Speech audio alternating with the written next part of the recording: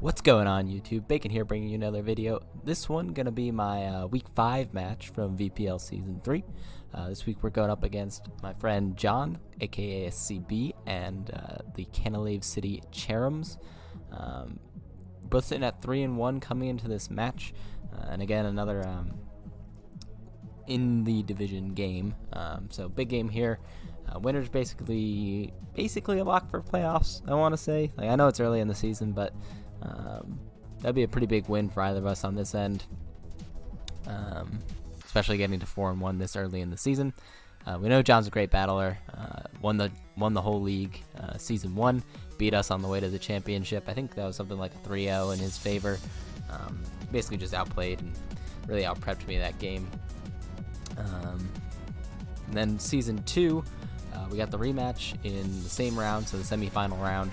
We got the rematch versus John, and we were able to come out on top from that one. A little bit of hacks involved. I T-waved his arrow early in the game and got paralyzed a whole bunch of times, so it wasn't the cleanest game, we'll say. But we did come out with a pretty convincing victory, kind of on the back of the hacks, in combination with him having nothing to deal with Crawdon under Trick Room. So yeah, that was that week. It was kind of a mess of a game, of course. The pairs really just gave me way too many free turns early in the game. But hopefully get a cleaner match this time between me and John. This is the first time we've met during the regular season, and it's the third time we've met overall, so kind of another rubber game here, with the overall record sitting at 1-1 right now from those 2 playoff matches I mentioned. Kind of a weird swap this week, where normally I have the more kind of balanced or bulky team and John's got kind of like hyper offense or something like that, but it's kind of the opposite on this time around. Like, my team is very offensive, not just the team that I brought, but my team in general, and John's got like a lot of bulk. Like, you can already see some of it on the screen, some of it he didn't bring. I'll go over his team really quickly. He's got Clefable, Gliscor, Chestnut, Tentacruel, Bronzong, Raichu, Mega Lopunny, Hydreigon, Nihilego, Barbaracle, and Moltres. His Omni Z move user is Tentacruel. Things like Z Haze specifically came to mind for Tentacruel. But yeah, like I mentioned, his team has a lot of bulk. It's a really nice kind of balanced team. He's got some hard hitters and things like Hydreigon and Moltres, Mega Lopunny, and Nihilego. Barbaracle's potent setup threat. But yeah, it's a tough team to break. Like, he's got a lot of fat too, so it's really well built team, I think, on his end. Obviously, it's got a good number of 4x weaknesses you could potentially take advantage of, but even still, I think his team's really solid overall, and it's going to be a tough matchup. On paper, I think my matchup is terrible for this one. Mega Lopunny is like the offense destroyer, outspeeds my whole team, hits everything really hard, like fake out plus return, OHKOs half my team, I think. Or something. It's ridiculous. And I should know, like, I had Mega Lopunny last season. But yeah, he's just got a lot of hard hitters. Like, it's not in general that my team couldn't take on kind of a balanced build like this, but I think the specific Pokemon that he's got this time just like all match up very well against me. Obviously, there are some things that were more likely to come than others. Things like Clefable, because I have Zygarde, were very kind of obvious brings in my opinion. But keeping that in mind, I built kind of a weird team this week. So I'll just run through it really quickly. I've got Choice Scarf, Greninja, Frogchamp coming back again. Of course, has to be Torrent, but we got Hydro Pump, Dark Pulse, Ice Beam, and U-Turn. Pretty standard. Basically, I needed something to outrun the Mega Lopunny. I originally had this as like a Life Orb with Water Shuriken instead of U-Turn, but I felt like that wasn't really very reliable to deal with the Lopunny. I wouldn't have anything to outspeed it, so Choice Scarf ended up being the way to go there. So yeah, that's a pretty self-explanatory set. Next up, we got Physically Defensive Claydol, so Max HP, Max Phys Def, with Earth Power, Psyshock, Ice Beam, and Rapid Spin. Dual Stab just hits his team pretty well. Ice Beam hits the Gliscor specifically, and Rapid Spin to remove hazards. I've got Self Rocks elsewhere on this team, so I didn't have to squeeze them onto Claydol this week. Even though it's not like going to be a reliable check to Mega Lopunny over the course of the match, if I can get a couple of Rocky Helmet chip hits off on that Lopunny plus rocks damage or something like that, should be in range of a Hydro Pump for my Greninja, so that's kind of the idea behind the Claydol there. Otherwise, it could just kind of sit there, maybe spin away rocks or Ice Beam the Gliscor, just hit something during the game. Nothing too crazy out of Claydol this week. Next up, we got kind of a really weird set with Klefki. You may have noticed that I'm running no item Klefki this week. with Thunder Wave, Play Rough, Thief, and Light Screen. The point of the Thief is basically to lead off with this Klefki and thief either the Toxic Orb from the Gliscor or the leftovers from Bronzong. Either of those would be pretty amazing for me to snag right at the beginning of the game. Because what Madman goes like hard Hydreigon or like Z Hydreigon on a Klefki. So basically, like, the plan is to thief something.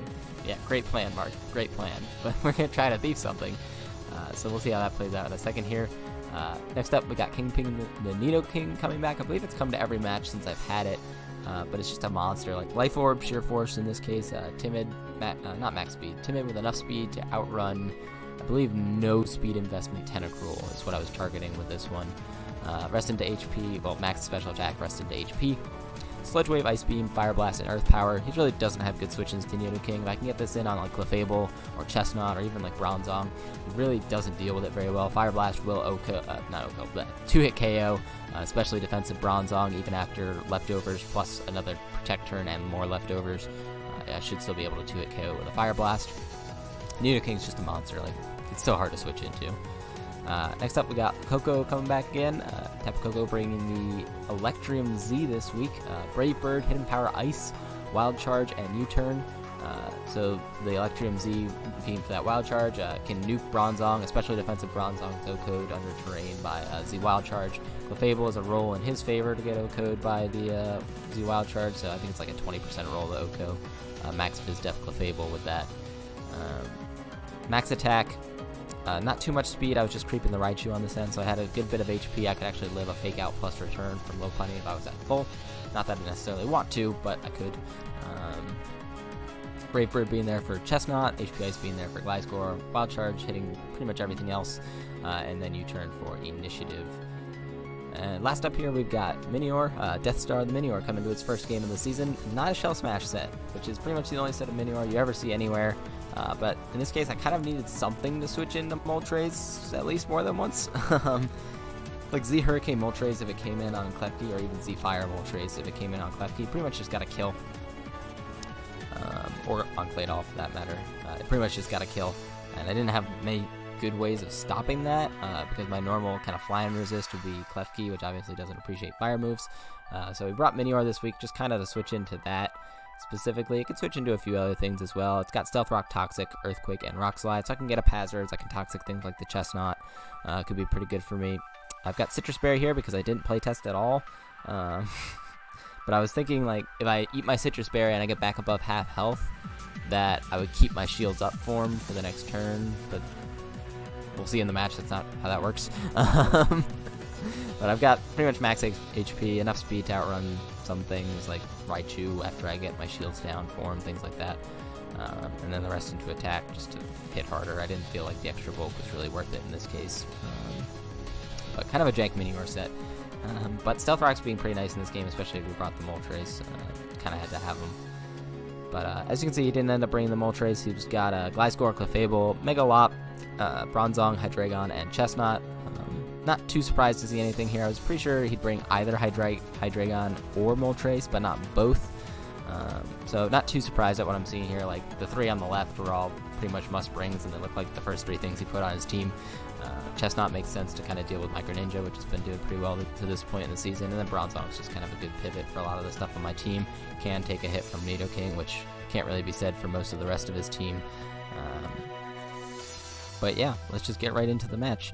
So turn one, like I mentioned, I'm going to lead off with my Klefki because I want to Thief something right off the bat. Whether I'm up against Bronzong, whether I'm up against Gliscor, I'm just going to click Thief. But he leads off with a Lop here. I'm still going to click Thief because I don't think you stay in to Fake Out me or anything like that. And even if you do, you're going to switch out the following turn. So I just go right for the Thief as he brings in the Gliscor. And I snag that Toxic Orb. Perfect. It worked. Haha. Doesn't give me too much, but it does prevent the Gliscor from healing, which means I can 2-hit KO it with HP Ice from my Coco. Because he's not going to have Toxic Heal Recovery, which is awesome. I'm just going to go into Minior here, thinking he might get up Stealth Rocks and wanting to get my own. But he goes for the U-turn. No big deal. He gets in Bronzong. Now I think he's definitely going to get up Stealth Rocks, but I don't really want to stay in and take a Gyro Ball this early in the match just to get up my own. It doesn't really seem worth it, and I'd rather get Nidoking in here and start blasting stuff. Blasting quite literally because I'm going to click Fire Blast here. Like I mentioned, it does 2-hit KO Bronzong guaranteed. assuming I hit both of them. So as you can see, massive amount of damage. This is max Spidef Bronzong, taking 66% from a Nidoking Fire Blast. Crazy damage, crazy damage. Gyro Ball not doing too much to me. It's a little unfortunate that I had to take the Gyro Ball there, but I really didn't have anything else to come in here and pressure him this hard. Obviously, I'm now in range of any attack that like Hydreigon or Mega Lopunny wants to go for, but I think that was worth it to get this Bronzong so weakened. So I'm just going to keep clicking Fire Blast. He does show the Protect. Unfortunate for me that I didn't end up bringing like Substitute or something. I could have subbed there. It would have been really nice actually for me. But he shows the Protect as I click Fire Blast again. And I'm going to click it one more time because there's no reason to over-predict here. I'm just going to keep clicking Fire Blast. It still does a massive amount of damage to Gliscor, basically forcing him to roost here. So I can get in pretty much anything I want. I decided to go into Claydol because I want to get rid of these Stealth Rocks. They're not too bad for me, especially because Minior is not particularly useful given that Moltres isn't here. But I still want to get rid of them at this point in the match, and I can threaten this thing with an Ice Beam. He makes a good play here and goes for Toxic. I skillfully dodge that Toxic, naturally. As I get off a free Rapid Spin here. So it kind of sucks that he missed the Toxic, but you can see later in the game it didn't really end up coming into play too much. And he's just going to go for U-turn on out here, and he will see my Rocky Helmet chip on his Gliscor. Again, that's like quote-unquote permanent damage because he doesn't have the Toxic Orb. He can roost it off, of course, but he obviously didn't want to stay in there to take an Ice Beam. Who can blame him? I'm just going to click it though, because if he does decide to risk Gliscor, that would have been great for my Tapu Koko. But he brings in Bronzong, making the smart play because I can't really touch that thing. Even if I had Shadow Ball, it really wouldn't do much to this. So I'm thinking he's going to get Stealth Rocks up again, and I don't want to go Nidoking this time because I don't want to eat a Gyro Ball or anything like that. Koko's not super useful, even though it can pressure him a little bit here. So again, he gets the Stealth Rocks back up, and I get Koko in basically for free. I can just Wild Charge this thing pretty freely. I don't think he'd go hard Gliscor. I think he'd Protect first, but he doesn't actually Protect. I don't know why he didn't Protect. I think he might have actually said he was fearing Combine Koko or something weird like that, which is fair. But I just get a kill with Wild Charge there on the Bronzong, which is great. Bronzong's gone. Minior can do something. And he goes into Gliscor. I do want to click the Big Dick HP Ice here, but I can't really afford to risk it at this point in the match. Koko's still pretty good. It can potentially nuke the Clefable with my Z move, can Brave Bird the Chestnut, and potentially hit this Gliscor for a 2-hit KO with HP Ice. So I don't really want to risk it. I'm just going to get a Minior here on what I'm predicting to be a Toxic, and it is. I actually didn't know when I switched into it that Shields Down protected me from Toxic, but great play, Mark. Great play. He's going to U-turn out. I'm still in my shields up form here. I'm just going to get my Stealth Rocks. Like I mentioned, they're really not too bad for me, and I can potentially spin them away with Claydol later. But getting the Stealth Rocks up against him, unless he has Defog on something, which I don't really think he does at this point in the match, given what he's shown from his Gliscor set. Like having U-turn, you generally don't fit Defog on there too well. Like U-turn, Roost, Earthquake. It's tough to fit Defog in there. I mean, you could, but it's tough. So I don't think he really has Defog this match, which means those Stealth Rocks are probably here to stay, and that chip's going to be essential for Lopunny later on. It's like I mentioned, I need enough chip on the Lopunny that it'll die to a Scarf Hydro Pump. I've been kind of neglecting what's been going on here. Basically, I had a free Ice Beam this turn when John wished with his Clefable, because if you stayed in with Clefable, you couldn't risk the Sludge Wave. And if he goes anything else to pass the Wish to, Ice Beam is pretty much going to hit super effectively, save maybe the Lopunny, but I think it probably would have died to Sludge Wave, so you can't risk that. So he had to go into Chestnut there, and then he scouts for my Sludge Wave here, which I do in fact have. So basically he doesn't have good switch-ins to Nidoking. Long and short of it, he does not have good switch-ins to Nidoking, and who really does? Nidoking has great coverage, hits like a truck. But I'm just going to keep making the safe play here. Could have predicted the Gliscor and clicked Ice Beam here, but I really didn't feel like it was worth it. If he decided to Big Dick stay in with the Chestnut and Wood Hammer me, that would have been really bad. He's been making really safe plays to this point, but I know John likes to play kind of aggressive, so I really didn't want to risk it there with my Nidoking being so important this match to knock out the Clefable specifically and pressure the Chestnut as well. But brings in the Gliscor, I Sludge Wave it. I'm like, okay, I think he's going to Roost this turn. I'm just going to Ice Beam him. Turns out I'm faster, and I knocked him out. He was not expecting me to run speed on Nidoking because there's really nothing to creep specifically, but I creeped no speed Tentacruel, like I mentioned, so I did have enough speed on there to outrun whatever he was running on his Gliscor. But I'm just going to sack off Minior here as the Hydreigon comes in. Again, Nidoking too important to get rid of at this point in the match. Minior, not that important. Got Stealth Rocks up. Moltres isn't here. Not much for it to do. So I'd rather have it gone. Now I get to bring in Koko. Even if he's like Scarf Hydreigon, he's Scarfed into Dark Pulse at this point, and he obviously has to fear the Dazzling Gleam. So I'm just going to U-turn out as he comes in with Chestnut, which is kind of surprising considering I had gone for Dazzling Gleam, it would have been super effective, but he really didn't have many better switch-ins. And if it's Spit F Chestnut, which it looks like it is, it would still take it decently well. But I do click the U-turn, like I mentioned, to pressure out the Hydreigon and switch in on this Chestnut. So I get Nidoking in again, and now he really is scrapping for switch-ins to this Nidoking. Like, Hydreigon can take a Sludge Wave, not well, but it can take it, and presumably Lopunny and Clefable do not want to eat this Sludge Wave. Obviously, Chestnut does not want to eat this Sludge Wave, so I'm just going to keep clicking it. Again, making the safe play here. No reason to over-predict. Like, Ice Beam would probably knock out the Hydreigon from this range, but it's really not worth over-predicting here. I'm just going to click the Sludge Wave again and whack this Hydreigon as it comes in. Like I mentioned, it doesn't OHKO it from the range it's at, but it does get it in range where it can't switch in on rocks again. And my obvious switch in here is Klefki, but I kind of have to make it. I do think he's going to have Fire Blast on this set, but I really don't have another option. Klefki's not too useful for what he has left, and he shows the Inferno Overdrive and knocks out the Klefki. Such is life. Hydreigon's a monster. But sack the Klefki off to it, whatever. I know it's Z now, so I know I can outspeed it with my Koko and kill it with either HP Ice or U-turn. I don't want to HP Ice here, though, because it would potentially invite in something like the Chestnut or the Fable, the Spiky Shield me, or Wish on me, or whatever. So I'm just going to U-turn out, get on out of there, and bring back in my Nidoking. My Nidoking basically forces him to go Lopunny, which means I'm going to get the chip that I want on that Lopunny to make sure it's in range of Hydro Pump for my Greninja. I don't think he'd be running too much HP on this Lopunny because he's going to want to outspeed Tapu Koko. So I don't think he's running too much HP that after these rocks plus 2 Rocky Helmet chip turns, he'd be able to live a Hydro Pump. I think on no bulk, it's a roll heavily in my favor after the 2 Rocky Helmet chips. Not sure, but basically I'm going to sack off Claydol here. He's got no reason not to click return. You can see even physically defensive Claydol not taking that well. But it gets whacked by these 2 returns from the Lopunny. Such is life. Like I mentioned, I just had to get the chip to get it in range of my Greninja. I'm pretty sure it's in range now, but I'm not certain depending on his investment. So I got to go out to the Greninja here, and Hydro Pump seems like the obvious play. Chestnut's right there. I don't know if I'm going to knock him out with Hydro Pump. I could miss. I'm just going to click U-turn here, which turns out to be my best play here because he ends up going into the Chestnut. And now he's absolutely got no switch-ins to Nidoking. So U-turned out on the Chestnut. Nidoking comes in yet again, and it's going to claim a kill this time, like an actual physical kill on something. Which I guess, I mean, it did kill the Gliscor, but like this time I'm going to click one move and something's going to drop, which is nice. He does go for the Spiky Shield again to scout. Waste a PP, get some leftovers, whatever, but he's still in range of Sludge Wave, guaranteed, and of course Lop or Clefable are not going to take it at this range. I think his best play is to sack off Chestnut here. Really doesn't do too much against me. Like, Greninja's still kicking around, but Clefable can kind of deal with that since I'm Scarf, or he probably knows I'm Scarf at this point. So he does make the right play and sack off Chestnut there. Lopunny obviously putting too much pressure on things like Nidoking and Lopunny, and Tapu Koko to get rid of. Excuse me. And like I mentioned, the Lopunny comes out. And here's where I make what I think was really my only misplay of the game. I sacked Nidoking. I definitely should have sacked Tapu Koko. For some reason in my head I was thinking like, oh, I'll just Z-move the Clefable, Sunaware, it'll take rocks damage and be in range. Bad play on my end. Really bad play. I should have sacked Tapu Koko there. Still would have been kind of a 50-50 here with the Lopunny versus the Clefable. Hydro Pump, so I lose another one.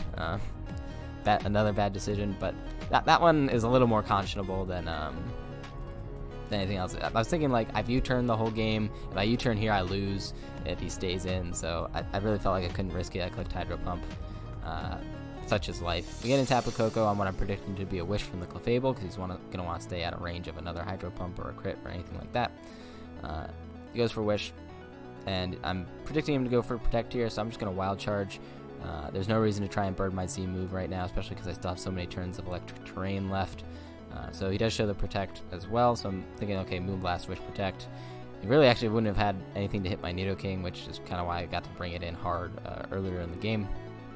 Not that Clefable gets much to touch Nidoking in the first place. I know it gets Stored Power, but I don't know if it gets other Psychic-type moves. Here I'm going to make... I'm not going to call it a misplay. It was kind of a 50-50 here, whether I Z or not. I decided to Z and hope I get the roll on the Clefable, but as you can see, I don't. end up hitting the Clefable with it. I hit the low punny, which was a good scout on his part.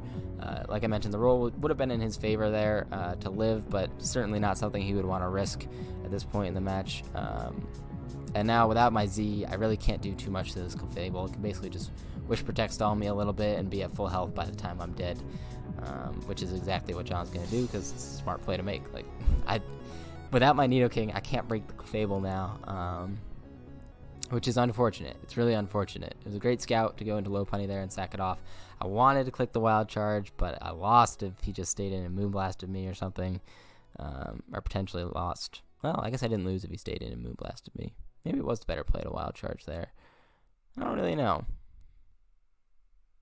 I mean, I feel like it wasn't a bad play to click the Z. It was just like, I probably should have expected him to scout.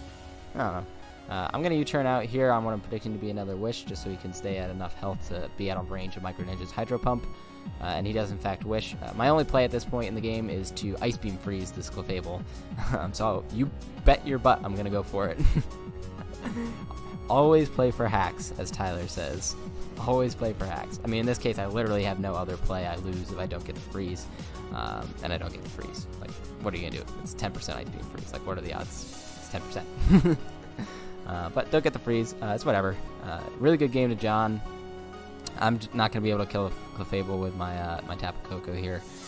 Like I just showed earlier, I'm going to Wild Charge it, hope for a super mega crit. I don't know. But Tapu Koko is going to go down to the Clefable here. Like I mentioned, kind of a misplay on my end to not sack Tapu Koko over Nidoking. But, you know, I don't think I played badly this match. I think I actually played pretty well, especially given kind of the situation I was in as far as team matchup goes. Like I mentioned, I don't think my team matchup was very good in this one, and John's an excellent player. But I had a lot of fun playing this game. Props to John for picking up the W here. Big W earlier in the season. Or I guess we're in the middle of the season now. But big W for John. Well played. Really fun game. Really fun game. This match and the match versus Jeff were like two of the favorite games that I've played in this league. Like, this is the third season of the league, and I've been in it for all three. And those two games, so Jeff earlier this season and John right here, were probably my two favorite games to play. They both came out 1-0s, like nice, really close games where both teams played pretty well and kind of managed their sacks and stuff. Really fun game to John. Hopefully we can get him back in playoffs. I'm thinking we'll both make it there. Him obviously being more likely to make it at this point than I am because he's sitting at 4-1. I'm at 3-2. So I've got some work to do, but I'm definitely gunning for that playoff rematch versus John. Now I at least have some concept of how he's thinking about the matchup. Obviously I've kind of burned some of my tech with like Thief Klefki, for example, but I think I played pretty well. John played pretty well. It was a fun game. No complaints on my end. Really hoping to get a rematch here in playoffs where we're both a little better prepared. Like, for example, John didn't end up creeping my Nidoking with his Gliscor, ended up costing him. So I think those are things both of us would probably normally catch. But we played, I think, on a Wednesday, so basically at the beginning of the week, so we both didn't have too much time to prep. So this is the game that came out of it. I thought it was a really good game. Both teams could have prepped better, but I really don't think either of us could have played much better than we did, outside of, like I mentioned, me not sacking Nidoking there. So really fun game to John. GG, well played. One quick note before I go is that John actually stuck around for a post-game interview, which I'll try to tack on to the end of this video. I got some new video editing software, so hopefully I can figure out how that works. You'll probably be able to tell by the length of the video if there's a post-game conference on the end of this. If, for whatever reason, I'm not able to connect the two together because I suck at video editing, I will leave it as like an unlisted link in the description if you guys want to check that out. And it's something I might do more in the future with people if they're interested in sticking around for kind of an interview on what they were prepping for, what the team was like, how they thought they played, all that kind of stuff. Similar to, if you've seen like Joey Pokegame's videos, he does some post-game press conferences with the opposing coach at the end of the game. Thought it was a fun idea. John suggested it, and I think it went really well. So hopefully you guys can enjoy that. Thank you all for watching, and I'll see you guys next time. Peace out, everyone. Bye. Hey guys, we're here with John, coach of the Canalave City Cherrims, for a kind of post-game interview here. Say hi, John. Hey guys, what's up?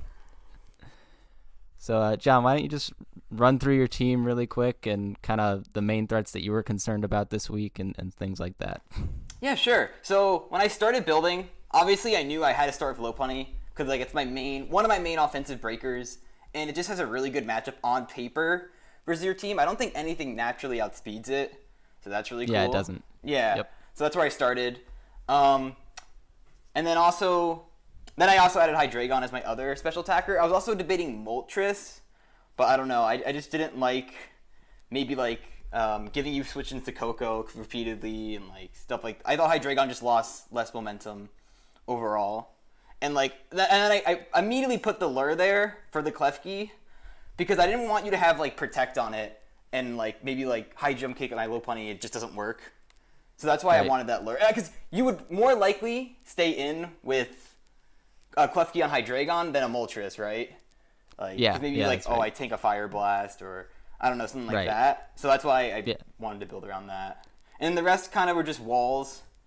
Like, Chestnut was there because it checked almost like any form of Greninja.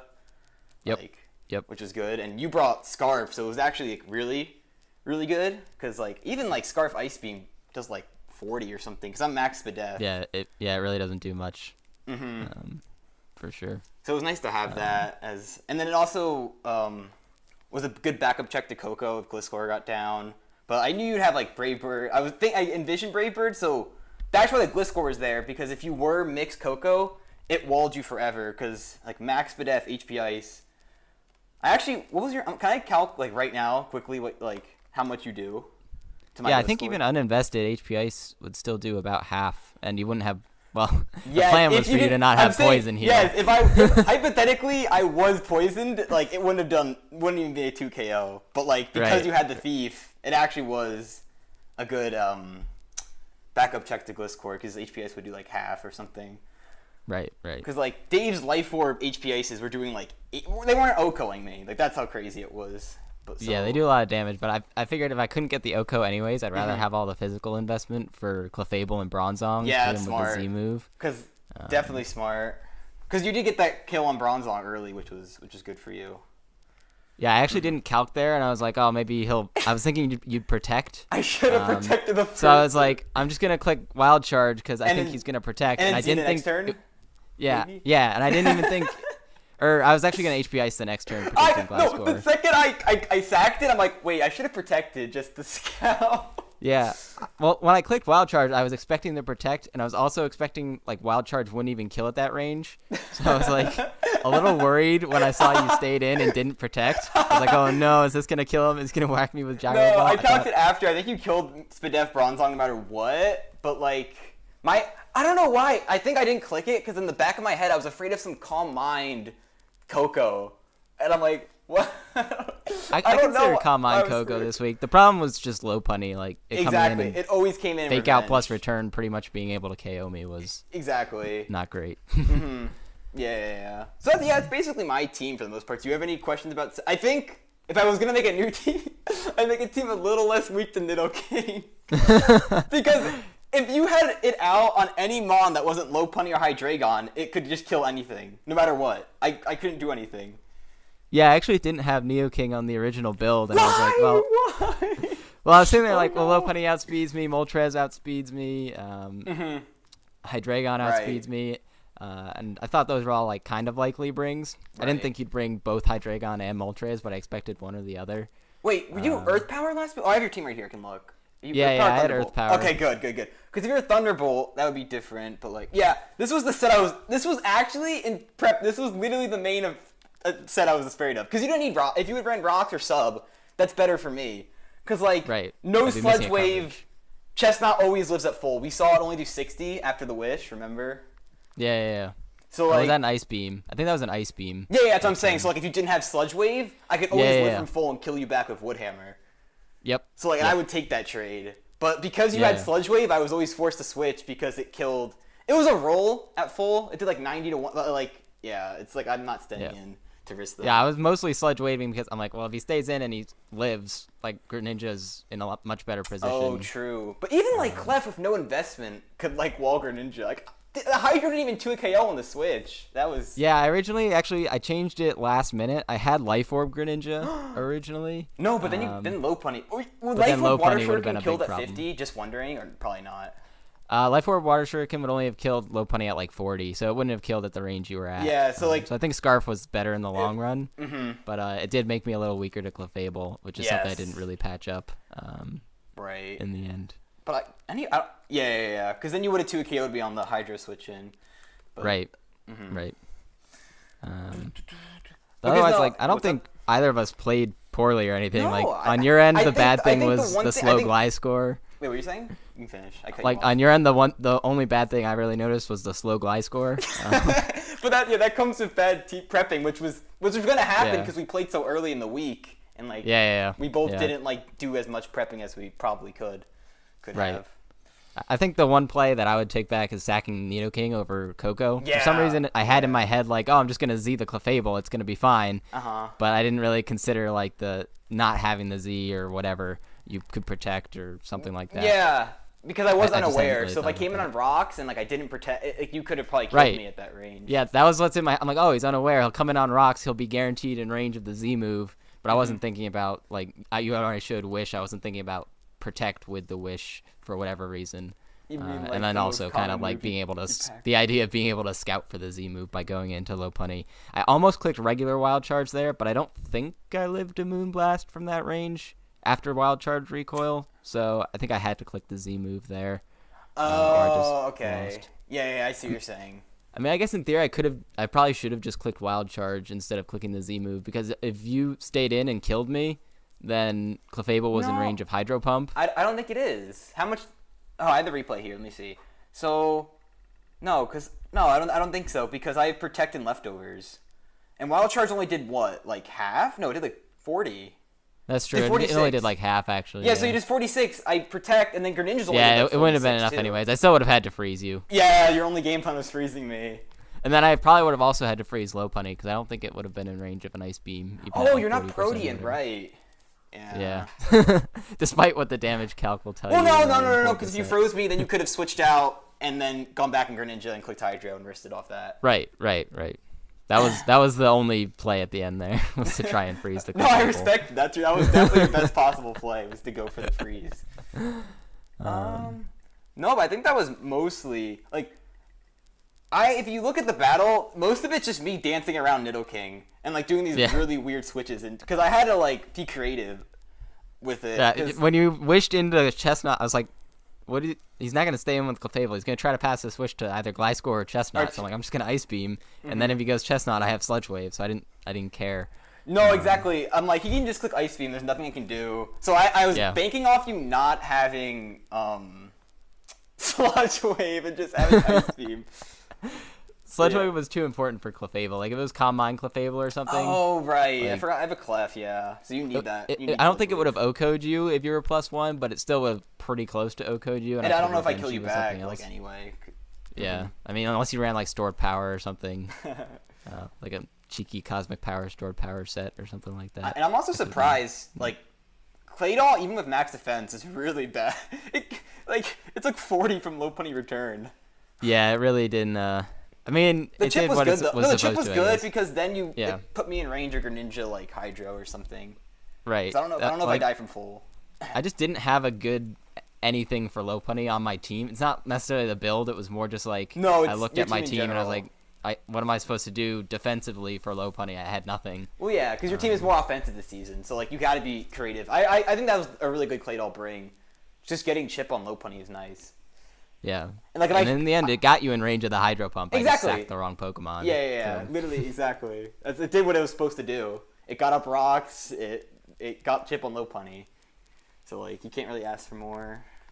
And, like, I did have fake out too. So if I faked out early game and you went Claydol, that's even Right. like more yeah, that was chip that was the idea. I didn't think like if you led low punny and I led Klefki, which is what ended up happening. I didn't think you'd fake out first because like, what's the point of getting 6% off on Klefki if I have leftovers or something? Yeah, that was a smart scout. I literally had no reason to click fake out. I was mostly hoping that you like wouldn't notice the Klefki didn't have an item coming in. But if somebody said anything about it in the chat, the plan was going to be like, oh man, I told you, like Jeff didn't even look at this team. So we have the what's it called? The out of game strategies. Is that Exactly. What you had? Yeah. Those are real, by the way, for They people are. who don't like know that they're real. They are. The mind games are real. Like, you can type shit in the chat, be like, oh yeah, I can't break through this, and then you just like Z move it, or like you sit there for a long time when you already know what move you're gonna click. Like I did that to Finn last season. Did you I clicked really? HP Ice when I clicked HP Ice when he switched into his Quagsire from his Zygarde, and he was like, oh, I got him, and I just sat there for like a minute because I had Grass Knot, just to make sure he stayed in. Like, I know people do that, but, like, I wouldn't expect you, of all people, to be the... I love doing that, too. Just, like, waiting when you have the tech. It's It's actually a good strategy, because people cancel, they click, they second-guess themselves. Right. And like, you can I know I, capitalize. like, double-clicked different moves. Like, Oh, yeah. as soon as I brought Coco in, I clicked HP Ice, and I was like, no, I'm not going to do that. And then I clicked Wild Charge on the Bronzong. Right. But, like... I know people change moves based on like what they're seeing is happening. Like, oh man, he's really thinking about this. He must not have the right move to hit me or something like that. So people will change their plays sometimes based on how long you wait. And then, I'm just going back to the Klefki play. The reason I didn't go Bronzong on it, even though like we kind of like would have walled each other, was because I didn't want you just getting up spikes for free. Like, yeah, that's what I wanted Jeff. to at least pressure that's like you. the contribution that I had from Jeff early on was like, okay, if I'm in on something with Klefki, the only thing we talked about was the Thief Klefki. It's like, if I'm in on something with Klefki, are you likely to switch in Bronzong or Gliscor? It's like, well, I wouldn't switch in Bronzong because you could just spike stack. Exactly. That was my fear, so that's why I went Gliscor. The original play was actually going to be a lot more balls deep, and it was going to be Switcheroo Flame Orb. The heck? Oh my! That would have been a super hard read. Wait, like, if you fake outed me with Low Punny, the whole plan was ruined. So wait, why? Thief was just because you flame orb yourself. Yeah, I'd burned myself. So like you can't even and like bluff it. you would already see the plan, kind of, and at least I'd also have burned myself, which is also not good. So Yeah, Thief was but, just like, safer, no, and but I didn't even mind like what's up? thiefing Bronzong's leftovers either. Yeah, that's good for you. Yeah. Right. Because it has no reliable recovery, so like just getting rid of that passive recovery is really nice. Yeah, and I And know then- you love to run Toxic Protect, so. That was your set. Hey, you ran that all the time last season. What are you talking about? That's your set. No, but another thing is, even with Gliscor, look at your team. It's so hard on anything to get a free turn to get my Toxic Orb. Like, if you think about it, it's kind of difficult. Because you could have Ice Beam on Claydol, like... Yep. I guess Minior could, but like Nidoking, Coco, Greninja all threatened me, so like I was scared. Like I didn't really, I couldn't really switch in for free on much. I would have to get it in on a double switch or something on one of your passive Pokemon to even like try to activate it. Yeah, I figured you'd probably like be able to get it up on Minior later in the game. That's true, yeah. So I had to get it like Early, like, instantly. Yes, yeah. That's exactly. What was like the even set if it was actually? turn 1 Gliscor versus Klefki, I was still thiefing. Yeah, exactly. Because I was like, he won't click Earthquake. I've got 2 levitating things in the back. He'll click Stealth Rocks. He'll click Knockoff. Something like that. You see my set though. It was Earthquake, U-turn. Like I was either Toxic or Defog in case you had hazards, but like that was my set. Yeah. SD could have. Oh, worked did too. you actually not bring hazard removal? No, that's why I was really afraid of Klefki. I was risky debating boy. last minute to bring Defog, Gliscor, or Toxic, but like I was looking at my team and like if you want like protect Miltank, I'm like I can't break Miltank unless I Toxic it with Bronzong. So I'm like I'm also gonna bring it so I can Toxic it with Nidoking just in case. Yeah, that's fair. Yeah. That was my game plan. I'm actually surprised you didn't run Ice Fang either.